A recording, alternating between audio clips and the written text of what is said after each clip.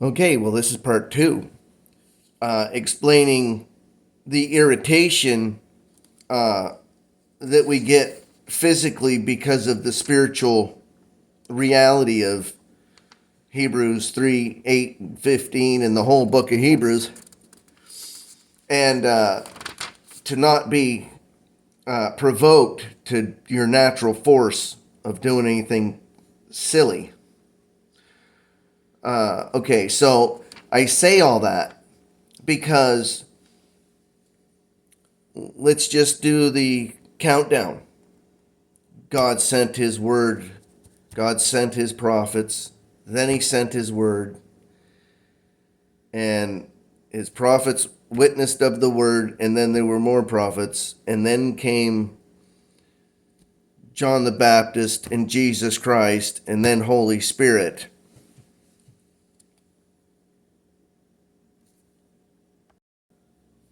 And almost half the world believes in Jesus Christ. So, if God did all that, gave us Paul, gave us the whole New Testament that just, oh, it's so beautiful. Just like, you don't need nothing else. You really don't need anything else. But everybody loves a backstory. So I go to say that because what would be the total opposite of what you would do to get God's honor, to get God's attention? What would be the worst thing to do that spits in God's face? And when you spit in God's face, you spit in Jesus Christ's face. And when you spit in Jesus Christ's face, you spit in God's face. And so they have resurrected the red representing gold calf to go all the way back to Moses to slaughter it. God doesn't have anything new for you. Like, why are you doing that? Wouldn't that be going totally the opposite way? Like, okay, there's a timeline, and we're going out this way because time is going out this way and you're not stopping it. And here they are wanting to go the other way. And kill a bull, a red bull representing gold bull, and bringing it to life. It wasn't even alive the first time, and now they want to sacrifice, and then they want to call it a sacrifice to God. Well, that's why they'll have to wait until the resurrection of the just and unjust. When Jesus Christ comes back and we're gone, that's it. Revelation starts for real.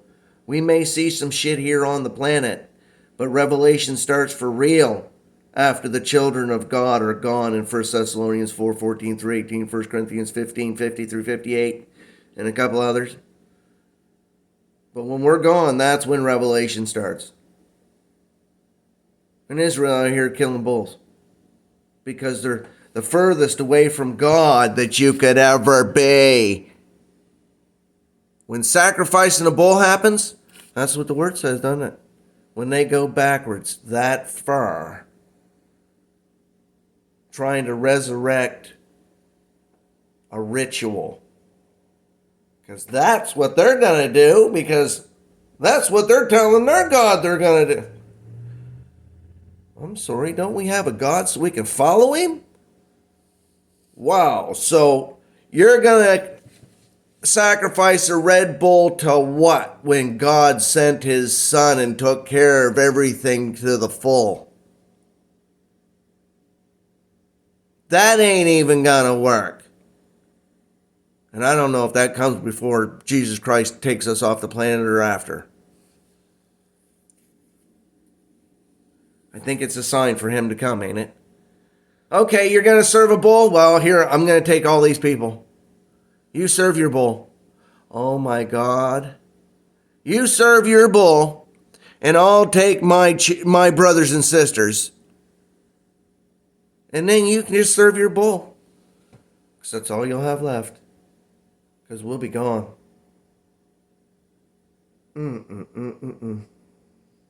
That's Revelations. That's the start of Revelations.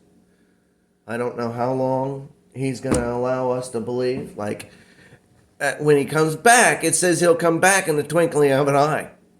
So when he comes back, it'll be a twinkling of an eye. But it doesn't say how long he's going to take to gather his children.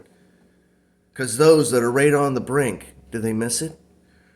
Or does he give enough time somehow in between the trump of God with the light show, and everybody's going to might think it's fucking nukes going off, when it's actually Jesus Christ coming back. But I think Moses came out of Egypt once.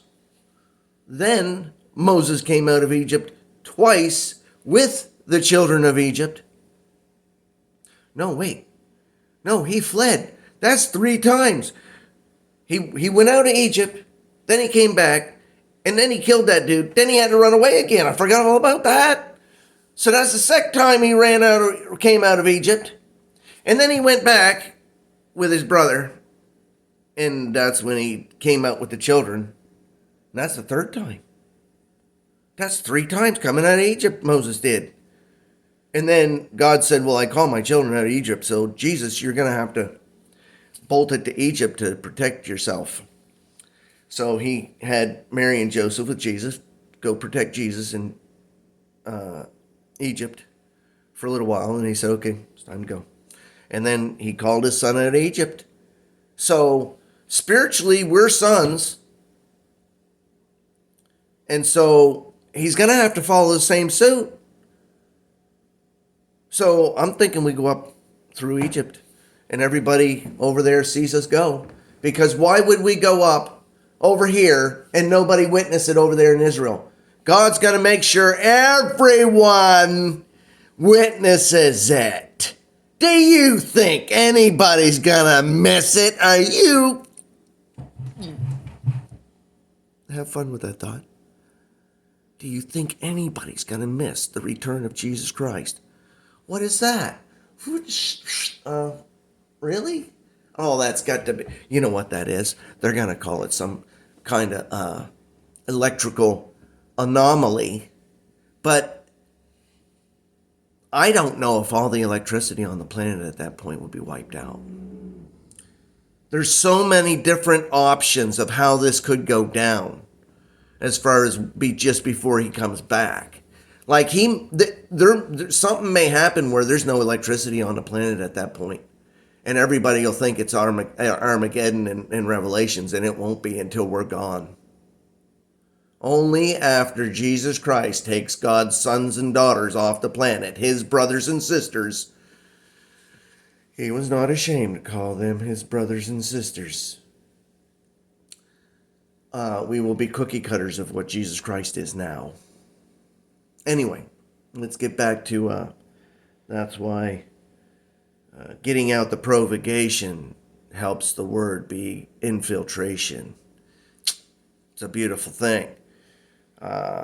So the red heifer is the total opposite of what direction we're going in. And they think that they're right. But when Jesus Christ shows up and we all go up through Egypt, it might be the pyramid. I have a fantasy that is not totally in reality, but my fantasy is that the Great Pyramid of Giza is the temple of Jesus Christ on the planet that everybody's going to worship to. But I do have some conflicting thoughts because of the high, the temple being, but that wasn't Jesus Christ's temple. You got to remember that was David's temple, and that was the boys' temple, the prophets that were men that weren't the Christ. It doesn't say it's going to be Christ's temple. And that's why I think the Great Pyramid of Giza possibly could be the temple of Jesus Christ in Revelations. But the red heifer, that's a bad deal right there. When that goes down, you know shit's going down, because God can't be without witness. And if they're going to do the red heifer and make a witness of a red heifer, God's going to have to show up somehow. God cannot be without witness when shit like that happens. No.